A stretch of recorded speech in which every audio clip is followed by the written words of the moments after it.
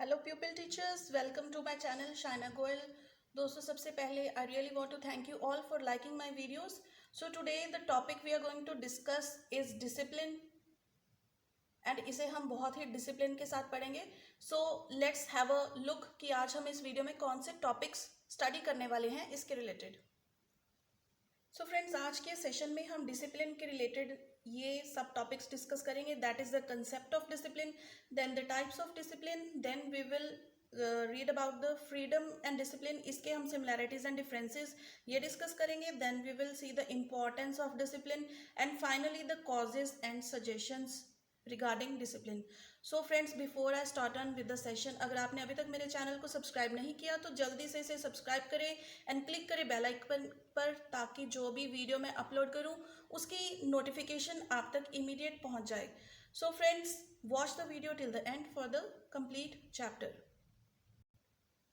Now we will talk about the concept of discipline. Discipline को अगर मैं एक वर्ड और बोलूँ तो उसको हम कहते हैं अनुशासन।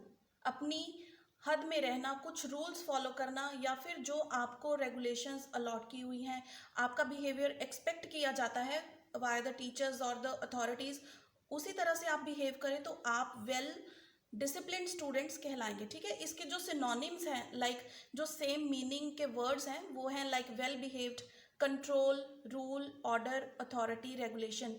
ये जो सभी वर्ड्स हैं, इनका मीनिंग बिल्कुल डिसिप्लिन के कुछ आसपास घूमता है। So the practice of training people to obey rules और a code of behaviour simply is called discipline. तो जैसे हम एक छोटी सी एग्जांपल ले लेते हैं स्कूल स्टूडेंट्स की, कि क्लास बंक करना उनके लिए सही नहीं है। That means the students are not disciplined. ठीक है, क्लास में शोर नहीं मचाना, ये क्या है, कुछ रूल जो स्कूल में बनाए गए होते हैं। These are for maintaining the discipline in the school. Okay, now according to Ryburn, true discipline should be mainly positive and constructive rather than negative and destructive। इसकी जो डेफिनेशन है, इससे ये क्या कहना चाहते हैं कि जो डिसिप्लिन होता है वो इस तरह से होना चाहिए कि जो पर्सन है उसमें दबा दबा फील ना करे। वो इस तरह से होना चाहिए ताकि जो भी हमारे पास सराउंडिंग एनवायरनमेंट है वो अच्छा निकल के आए। ऐसे नहीं है कि इतना हम ओवर डिसिप्लिन कर दें, ओवर स्ट्रिक्टनेस कर दें कि बच्चों को सांस लेने तक मुश्किल हो जाए उस एटमॉस्फेयर में। ठीक है, तो डिसिप्लिन इस हद तक होना चाहिए कि थोड़ी बहुत फ्रीडम भी हो और बच्चे कंट्रोल में भी रहें। अब जो डिसिप्लिन का कंसेप्ट है, ये ऐसे तो नहीं है कि अभी ये स्टार्ट हुआ है। This concept has evolved ever since the education system has started and is going side by side. तो बट ऐसे कुछ डिफरेंसेस ज़रूर हैं। जो ट्रेडिशनल एजुकेशन सिस्टम में डिसिप्लिन होता था और जो आज के मॉडर्न हमारे सिस्टम में डिसिप्लिन है, इनमें बहुत सारे डिफरेंसेस हैं। तो we will figure it out one by one. तो ट्रेडिशनल जो सिस्टम होता था उसमें जो टीचर्स होते थे या फिर जिनको हम गुरु कहते थे, दे वर द सुप्रीम। मतलब उन्होंने जो बात कह दी, जैसे वो कहते हैं बिल्कुल वैसे ही बच्चों को एक्सेप्ट करनी पड़ती थी। एंड डिक्टेटरशिप यानी कि टीचर्स की ही चलती थी, स्टूडेंट्स अपने व्यूज़ तक नहीं दे पाते थे। ठीक है, तो जो बच्चे हैं उनको फ्रीडम भी नहीं होती थी कि वो अपने जो व्यूज़ हैं, उनका इंटरेस्ट किस तरफ है, कौन सी फील्ड की तरफ है, वो शेयर भी कर पाएँ। तो उनका जो हिडन पोटेंशियल होता था वो निकल के नहीं आता था, because they were forced to study the way the teachers use to teach them. Okay, तो जो डिसिप्लिन होता था वो इतना ज़्यादा स्ट्रिक्ट बच्चों को रखते थे, एनवायरनमेंट इतना ज़्यादा स्ट्रिक्ट होता था कि बच्चों की बिल्कुल ज़रा सी आवाज़ तक नहीं आती थी। एंड जो रूल्स बनाए गए होते थे वो बिल्कुल भी ब्रेक नहीं होते थे।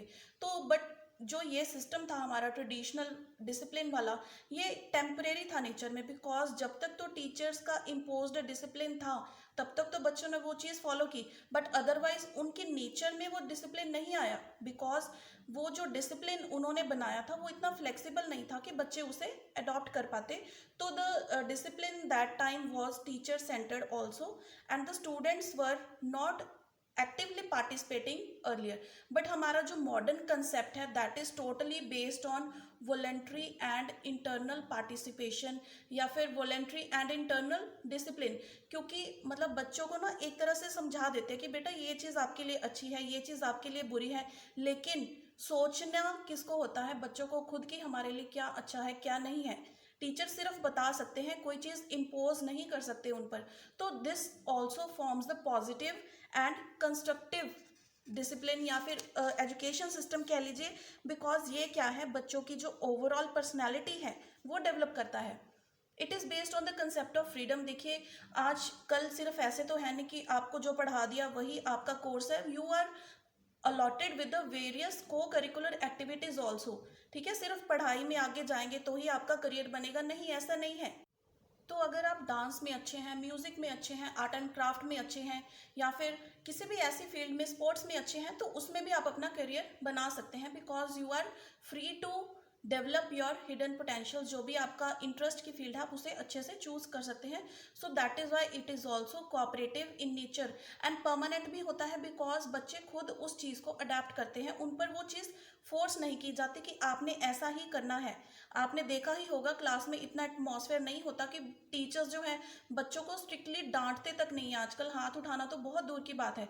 जो ट्रेडिशनल सिस्टम होता था तब बच्चों की पिटाई भी हो जाती थी, उनको डांटते भी बहुत जोर से थे, but now this system is totally changed into somewhat friendly environment. तो जो टीचर और स्टूडेंट्स का रिलेशनशिप है वो एक डिक्टेटरशिप का नहीं है, that is of the facilitator and a friendly environment somewhat. Now we will see the types of discipline. दोस्तों जो डिसिप्लिन है ये टू टाइप्स का होता है, one is external and the other one is internal. So the external discipline is the one which is imposed in one way or the other by the environment or by some people on you। तो जो external discipline है इसको हम कैसे explain कर सकते हैं कि जो चीज़ें आप एक्सपीरियंस से सीखते हैं या फिर आपको फोर्सफुली बताई जाती हैं कि आपको ऐसे ही करना है, यानी कि वो डिसिप्लिन आपके अंदर से उठकर नहीं आ रहा, आपकी इनर सेल्फ उस चीज़ के बारे में नहीं बोल रही है, but you are learning that by experience. जो भी आप फॉर एग्जांपल आप कोई फ्रूट्स काटने लगे हो तो नाइफ इतना ज़्यादा शार्प होता है कि कई बार आपका हैंड भी कट जाता है, तो that you are learning by experience कि अगर हम नाइफ यूज़ करेंगे तो उसको ध्यान से यूज़ करना है, otherwise you can get an injury. Again an another example कि अगर आपको रोड क्रॉस करनी है या फिर आप ड्राइव कर रहे हैं तो इतना केयरफुली आपको ड्राइव करना होता है, like the other person sitting next to you, वो आपको गाइड करते हैं कि आपको ऐसे गियर डालना है, ऐसे आपको क्लच दबानी है, तो दैट इज एक्सटर्नल डिसिप्लिन। ठीक है, now we will see somewhat about the internal discipline. Internal जैसे कि नेम बता रहा है डिसिप्लिन का, इसको हम सेल्फ डिसिप्लिन भी कह सकते हैं, in which discipline is imposed by the individual upon himself. अब देखिए जो इंटरनल डिसिप्लिन है ये बहुत छोटी एज में नहीं आता है, because it is a sort of discipline that comes in the face of development of individual when he realizes कि उसके अंदर शायद थोड़ा गुस्सा ज़्यादा है या फिर थोड़े इमोशनल वो पर्सन ज़्यादा है, तो उसको कैसे कंट्रोल करना है। कई बार आपकी अपने फ्रेंड से कोई लड़ाई हो जाए तो आपको एकदम से गुस्सा आता है, मन करता है कि खींच के उसकी पिटाई कर दें, but you have to control your anger, your emotions. तो वो चीज़ आपको कोई बता नहीं रहा है कि आपने नहीं मारना, ठीक है, वो कौन बता रहा है आपको, आपका इनर सेल्फ बता रहा है। तो that is what it is called internal discipline. Now we will discuss about the freedom and discipline. तो सबसे पहला वर्ड जो फ्रीडम को सुन के हमारे माइंड में आता है दैट इज आज़ादी। ठीक है, फ्रीडम मीन्स आज़ादी किसी भी चीज़ को करने की जैसे हमारा मन करता है, यही होता है ना freedom. But do you know that freedom no doubt is liberty to do anything according to one's own desires, but nothing can be done without putting restraints upon oneself। अब देखो फ्रीडम हम बच्चों को देते हैं, ठीक है, कि आप फ्री हो, आप कुछ भी करो, जो आपका मन करता है, आप खेलो, आप पढ़ाई करो, बट स्टिल पेरेंट्स उनको स्ट्रिक्ट करके रखते हैं कि आपको इतनी भी हमने फ्रीडम नहीं दी है कि आप अपनी इतनी ज़्यादा मनमर्जी करो। तो थोड़ा डिसिप्लिन मेंटेन करके रखना भी ज़रूरी होता है। So the freedom and discipline they both are different sides of the same coin. इन दोनों को हम अलग करके नहीं देख सकते। जो हमने इंटरनल डिसिप्लिन की अभी बात की थी, सेल्फ डिसिप्लिन की, तो वो बेसिकली कैसे आता है, फ्रीडम से। बिकॉज जब बच्चों के सराउंडिंग जो एनवायरनमेंट है वो बिल्कुल फ्री टाइप एनवायरनमेंट होगा, कोई उनके पास कॉन्स्ट्रेंट्स नहीं होंगे, कोई इम्पोज्ड ऑब्जेक्शंस नहीं होंगी टीचर्स के द्वारा, कोई भी ज़्यादा उन पर फोर्सफुली डिसिप्लिन नहीं क्रिएट किया जाएगा, तो एक उनका माइंड ओपन हो जाता है चीज़ों को अच्छे से समझने के लिए, एक्सपीरियंस करने के लिए एंड लर्न करने के लिए, ताकि जो भी एक्चुअली वो अच्छी बातें सीख रहे हैं वो उनके नेचर में खुद ब खुद आ जाए।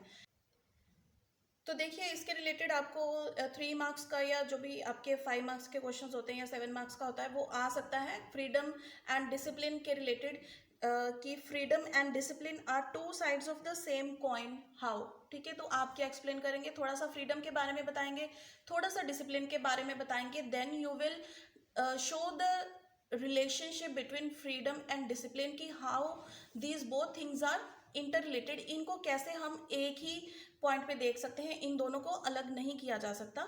ठीक है, तो ये क्वेश्चन आप अच्छे से इस तरह से एक्सप्लेन कर सकते हैं।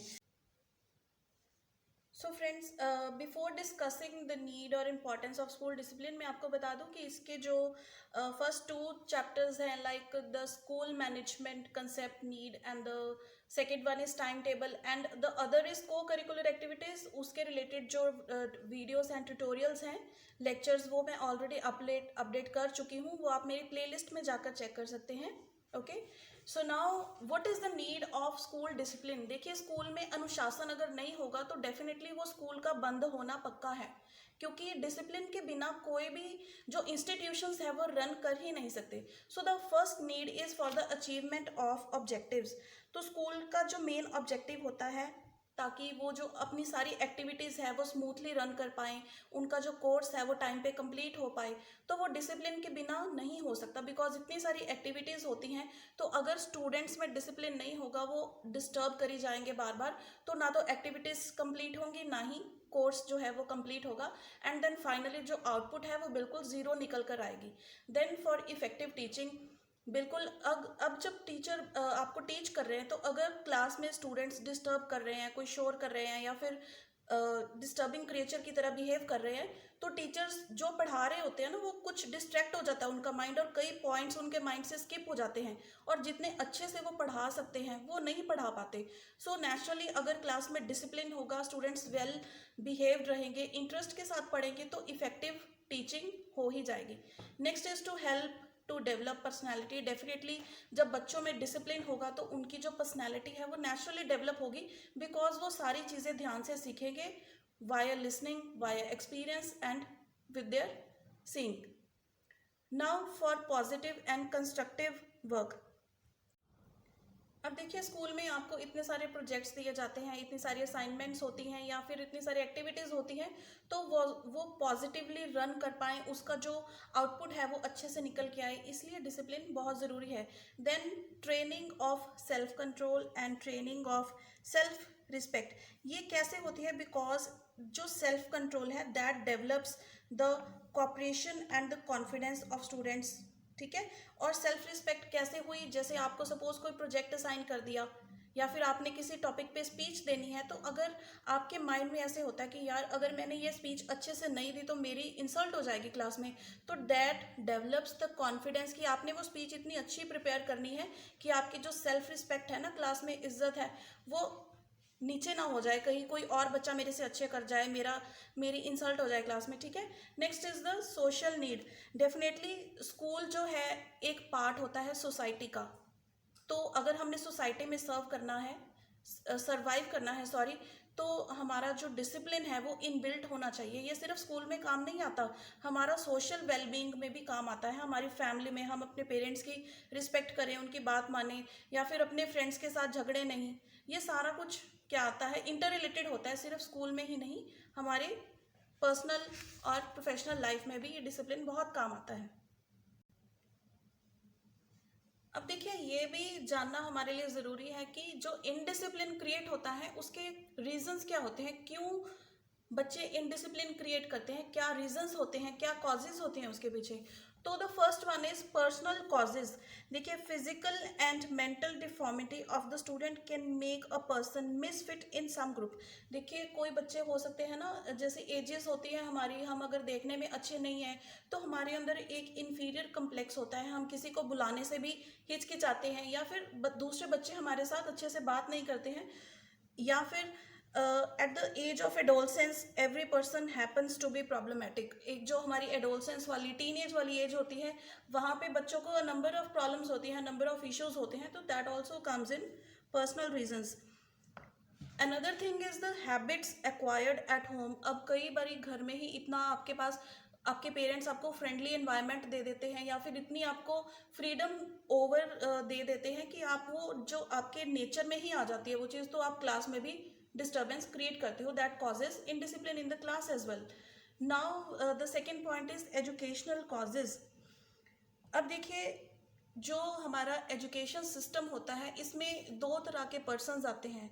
एक तो वो जिनको खुद अच्छे से पढ़ने या फिर पढ़ाने में इंटरेस्ट है, एंड सेकंड वो जिनको या तो कोई डिग्री लेनी है या फिर वो ऐसे ही बिना अच्छे से पढ़ के डिग्री लेकर आए होते हैं टीचर्स, उनको पढ़ाने में इंटरेस्ट नहीं होता, सिर्फ सिलेबस कंप्लीट करने में इंटरेस्ट होता है। ठीक है, तो इनडिसिप्लिन उन दो टीचर्स या फिर स्टूडेंट्स की वजह से भी क्रिएट हो सकता है जिनको इंटरेस्ट नहीं है पढ़ने या फिर पढ़ाने में, सिर्फ their main motive is to complete the syllabus या फिर पास द एग्जाम्स।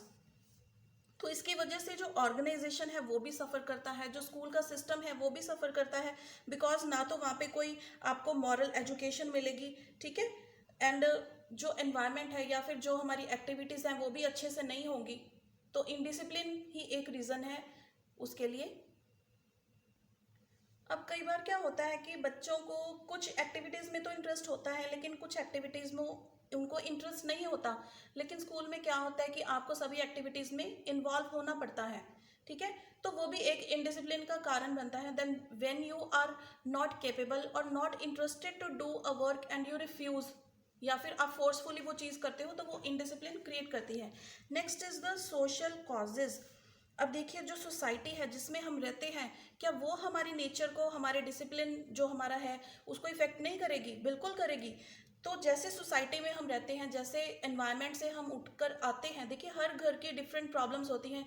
तो we see our mother and father fighting, या फिर होम का हमारा जो एनवायरनमेंट होता है उसमें ऊंची आवाज़ में बात करते हैं या फिर प्यार से बात करते हैं। ठीक है, वो सारी चीज़ें आपको इफेक्ट करती हैं, बिकॉज हमारा खुद का नेचर भी वैसा ही बन जाता है।